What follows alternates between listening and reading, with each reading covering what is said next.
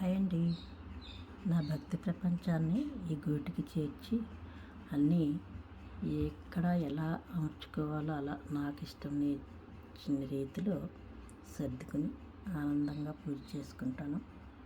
అలాగే అన్ని పువ్వులు కూడా నా చేతితో నేనే పెంచుకుని చక్కగా దేవుడికి సమర్పించుకోవాలని ఆశతో టెర్రస్ గార్డెన్ పెంచుకుని పువ్వుల్ని నాకు సరిపడ కూరగాయలని అలాగే ఇరుగు పొరుగు వరకు కూడా ఇస్తూ ఉంటానండి. కొంచెం చక్కగా కాస్తుంటాయి. ప్రతి విత్తనం కూడా పెట్టింది పెట్టినట్లుగా వస్తుంది. ఎందుకో మరి తెలియదు. భక్తితో చేస్తే ఏ పనైనా వృద్ధి చెందుతుందని ఆనందంగా నాటుతాను విత్తనాన్ని.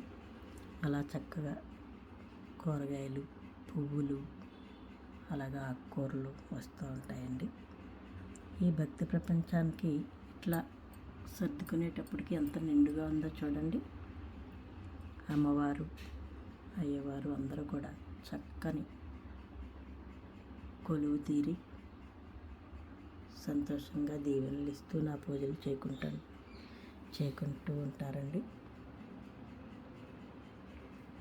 దేవుడు అంటేనే మనకి వైబ్రేషన్ అని కాదు, మనలో జీవశక్తి పోస్తుంది.